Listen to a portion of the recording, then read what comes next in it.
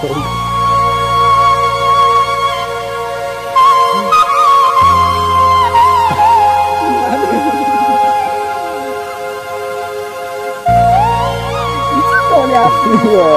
das nur nicht.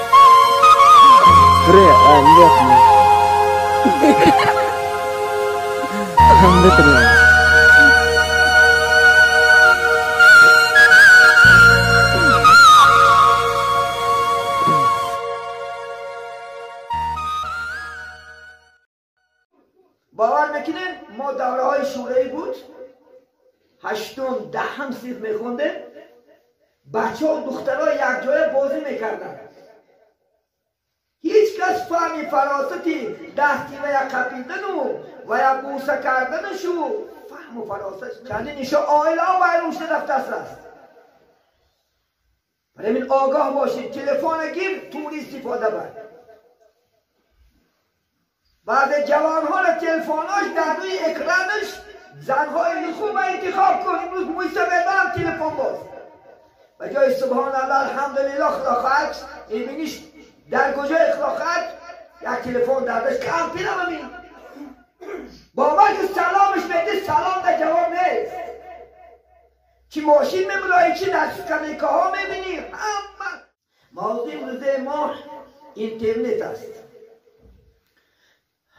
اینترنت البته انشاءالله خداخط از این بیرون زندگی نیست. امروز عیناً عصرهای آخر بالکل همه انشاءالله چی است در اینترنت انشاءالله داخل است. شبانه بروز از این بیرون انشاءالله خداخط زندگی کردن مشکل شد. امروز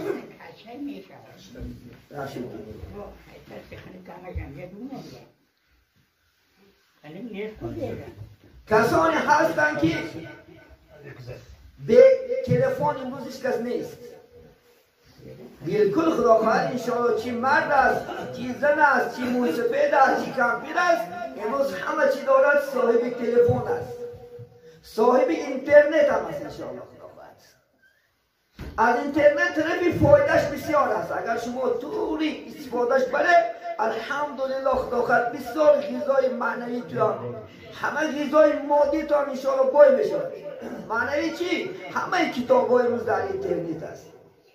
خلاص می امر و معروفات در اینترنت است الحمدلله. یا که قرآن خداخواهد یاد بکنیم بیل قرآن عظیم و شان خداخواهد بالکل سپاره ها در چی است اینترنت است.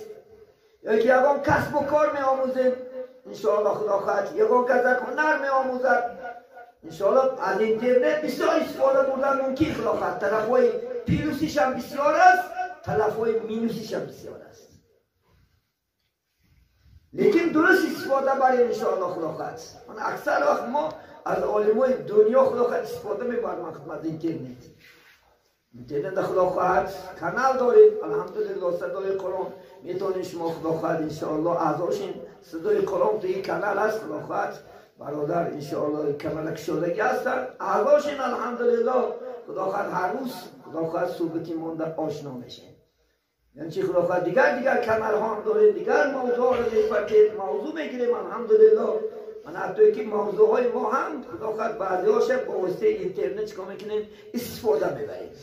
لیکن طرف مینوسش در دنیاست اینترنت. این طرف مینوسش که چندین آیله ها را ویرون دارد، چندین انشاءالله کیناهای بد اخلاقی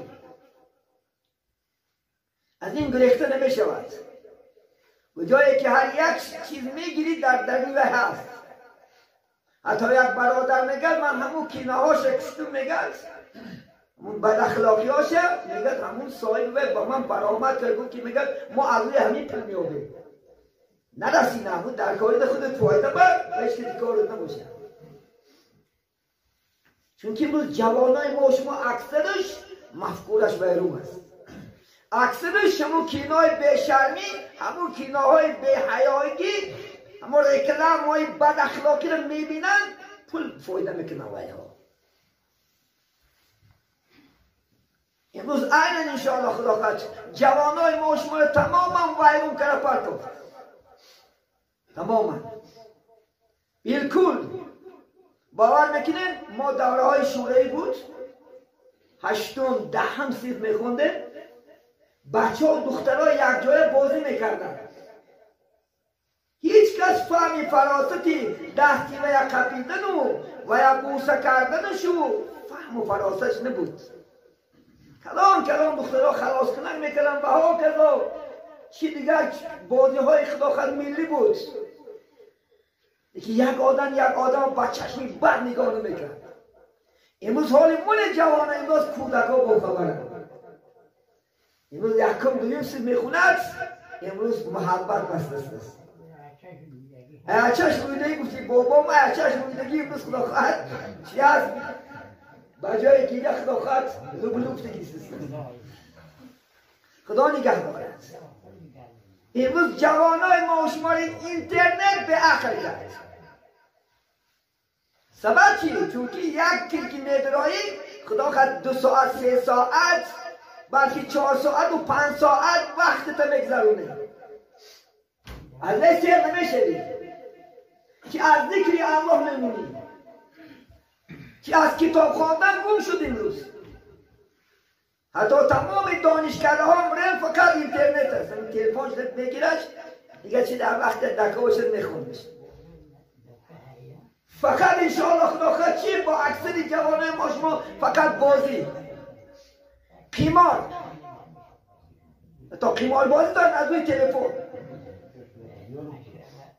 تمام امروز خدا خواهد مردم ها چی شد؟ ویران شد. آیله ها ویران شده ساده است از روی تلفن. چی زنهای بیمعنی، چی خدا خواهد عشق ورزی ها. الله نگه دارد. آگاه باشین، هوشیار باشین. صحبت کنیم انشاءالله خدا خواهد. کتاب خوانه. این چی هست امروز چی هست امروز؟ شرمندگی ها همش از روی تلفن. برادران شرمندگی ها از روی تلفن. چندین ایشا آیله ها باید روشته رفته است. برای من آگاه باشید. تلفن گیر طوری استفاده بر. بعد جوان ها را تلفناش در روی اکرانش زنهای لوش موندگی است. از این بیناموسی نیست. و زنی خودمون صورت شد. دخترچه دمون، پسرچه دمون انشاءالله خدا خواهد، یا که قرآنمون، اللهمون، یا که بالکل تمام مردم فقط از موزیک خالی نیست. و جای میرونید با موزیک کار کرده است. بجای الله، بجای قرآن، بجای امر و معروف، نهی از منکر شنیدن. این فتنه ها، این به آبروی ها، این به قدری همش از تلفن شده است. عزیزان من آگاه باشید. ان الله سبحانه و تعالی در سوره ذریات آیت 55 چی میگه؟ اعوذ بالله من الشیطان الرجیم و ذکر فان الذکر تنفع للمؤمنین. ای محمد ذکر کن، فهمان مردم را، بگوشو. این پند و نصیحت فایده میده برای مؤمنان. بگوشو گفت، فهمون شو. گفتن چیکار کنم؟ توبه کنم، از این راه های بد برگردم،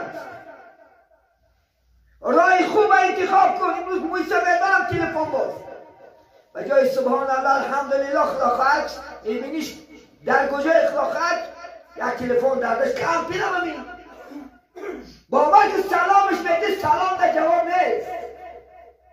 چی ماشین میبرایی چی در سکنیکه ها میبینیم همه بند کردش در اون تلفن. آخر آدم جنگی میکنه در تلفن.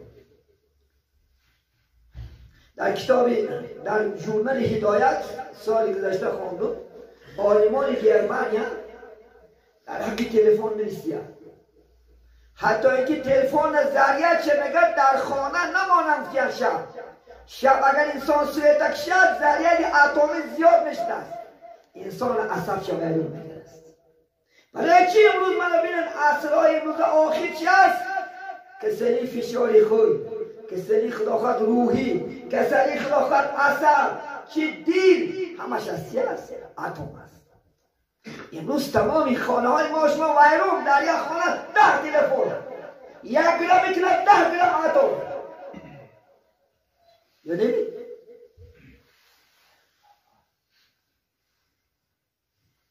پیش دورهای شوره میدونیم آدم اچکی دار نبود. ما 10 سال 11 سال مکتب خوندیم یک اچکی دار ندیدیم. امروز رو 30% بچه های ما شما همش اچکی داره. من یکی خدا نگهدار. من 10 سال 15 سال بچی میشم. همش از ضرری چی هست همین است. امروز بین از مادر روی دست است میکروب چی هست؟ از کجا باید پیدا شده؟ ای حالی روی دگیش بمون زنش اتم است. زنی بیچاره هم زنه که بود سابقه داری بالاش موندگی که یک خواهش برفتن مردار خواه میرم خلاقت در بال تلفن قلتگی در تامیز دیرش میکنیم با اتم کتی خواه میرم خلاقت دیده که دو روز بعد خلاقت دوری نه دو روز بعد خلاقت فشاری خود تا حتی که در درن کورپاها تا سر بچه هاش با تلفن باز میکنم. من بعد همه کوچه ها که شبان مگزدم ساعت 1 و 2 وقتی که ویزه میشد یک آنجا میره ویزه همین میره یک چلوخچه در میره کدوم یک بندرده بخیده و خدا ها جخیده سنده عاقبت چی باید برادر عاقبت ما رو بدیل میکند به عقل میکند عاقبت شرمنده میکند. من چندی شرمنده یا در اینترنت ها دیده زدیم آینه فایدهش ولی انشاءالله خدا خواهد دور شد از این انشاءالله خدا خواهد نجات یافتن فقط چی است؟ از این دور شدن است. حتی اگر از ذکر ماند اینترنت حرام است. بعضات نمازم قضا کرده سوده بین دومده نماز قضاش بگیرید روی در این هوای تمام وقتی زشتنش نمیدانی وقت سرچهش نمیدانی.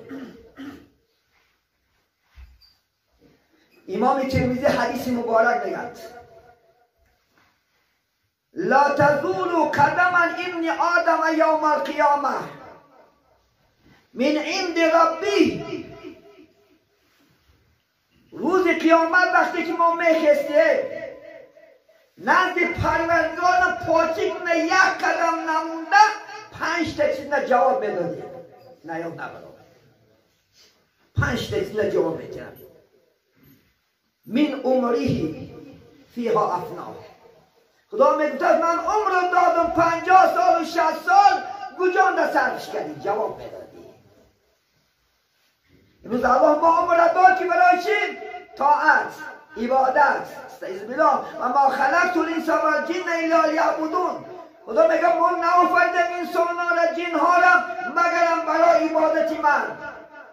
امروز اون ما شما در جا صرف شده بالای خلافت تلفن بالای بازی های بیمعنی بالای کینه های بیمعنی.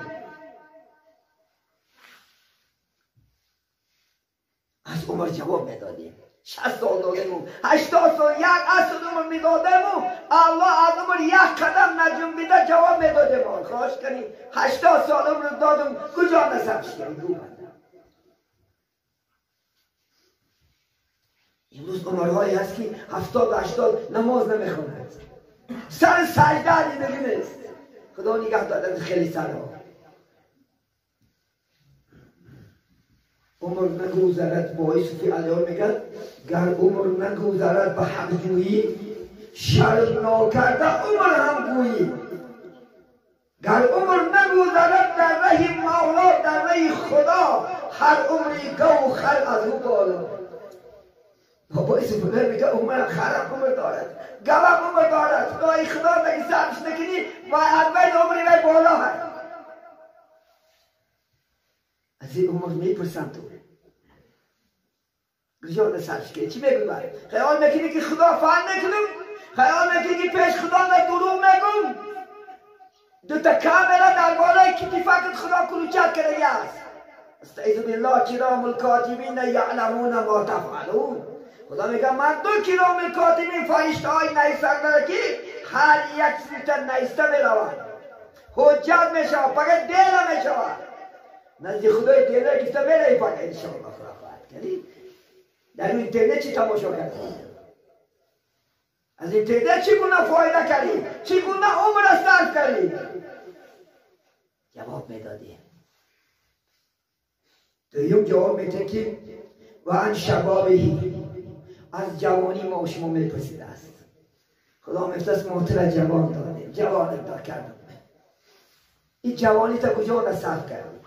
عرق خوریندن، زنا کردن، دزدیدن، قمار بازیدن، فال بینیدن، کجا صرف کردیم؟ جواب میدیم. این جوانیت در راه طاعت صرف کن عزیزان من.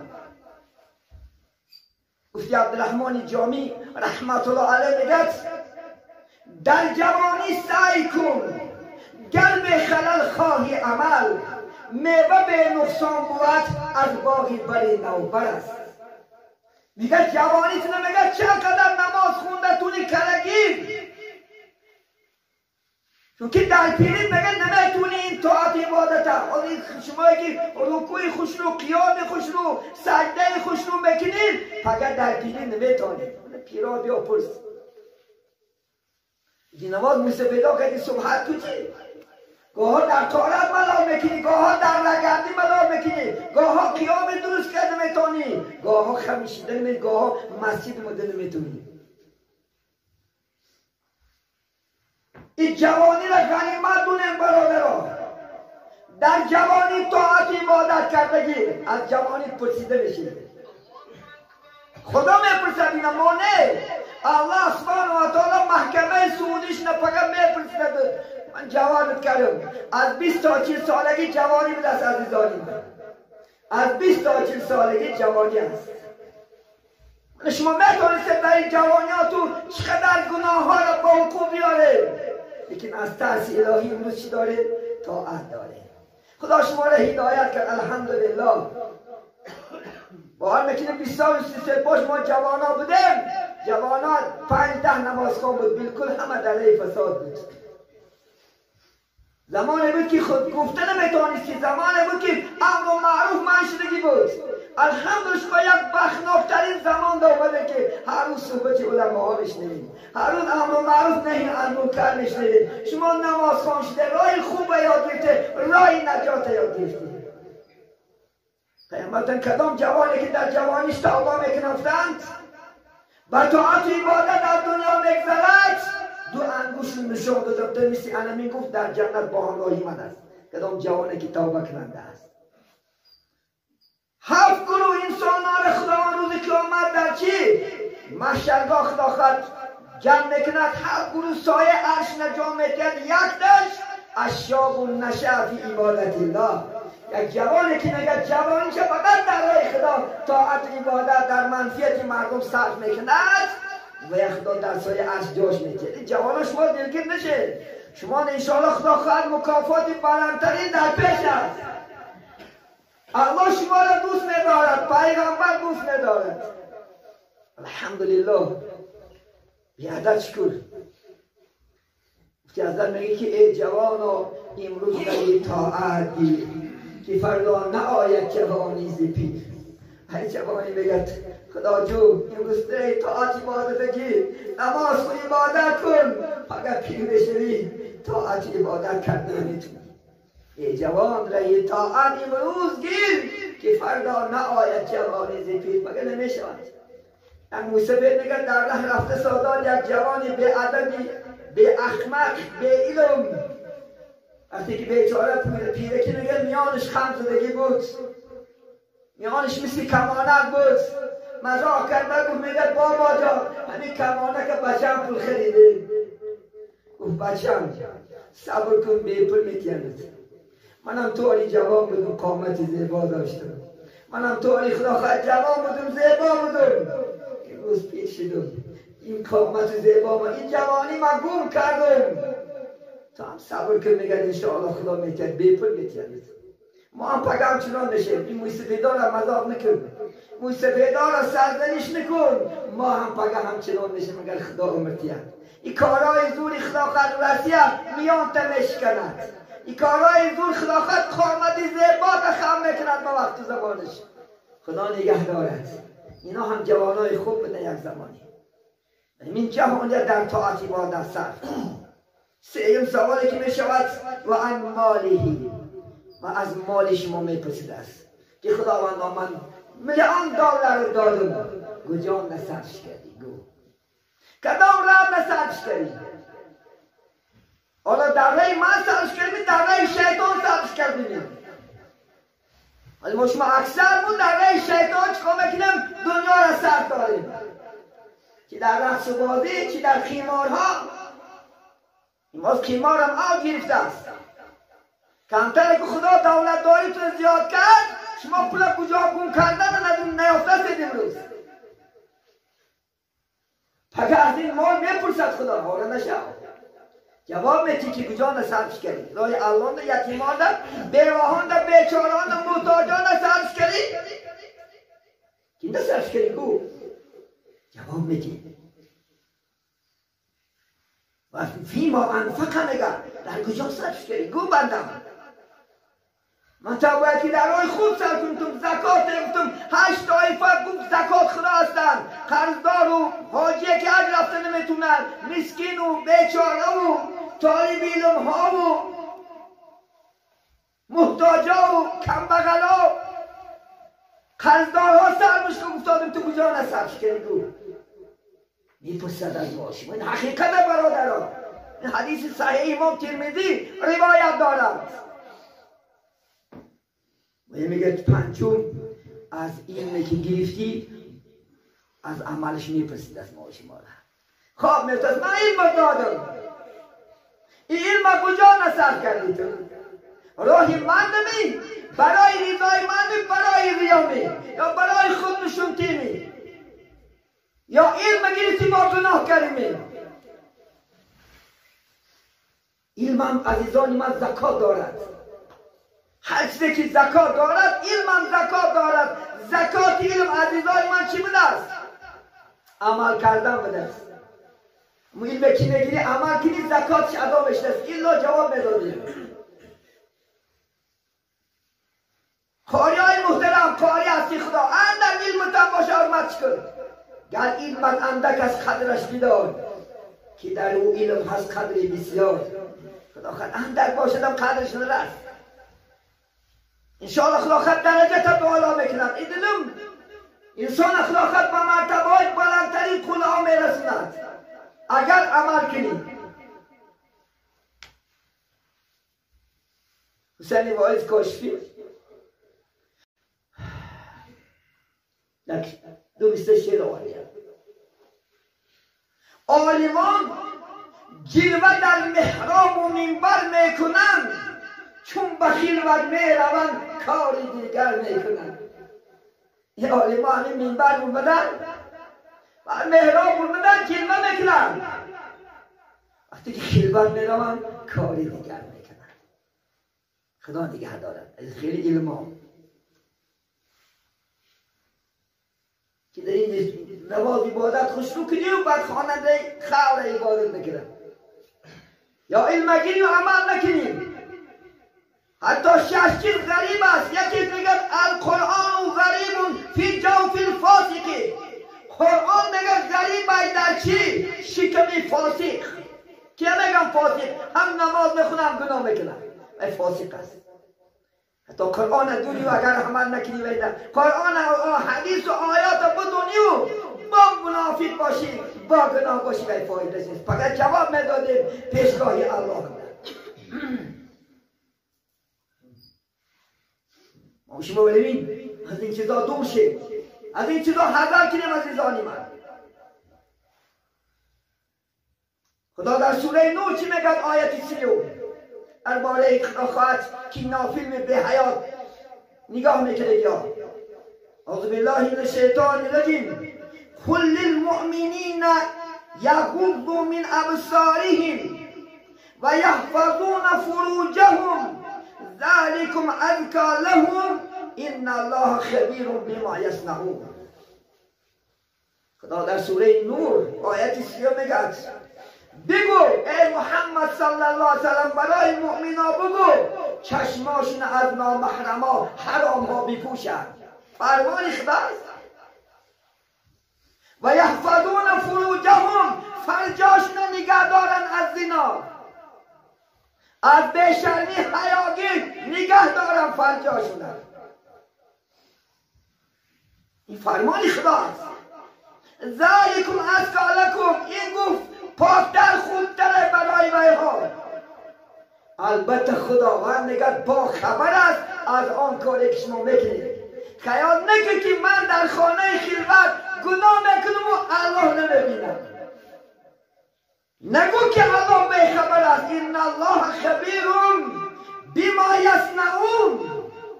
خدا میگه من خبر دارم از کارهایی که تو میکنی. تو نگو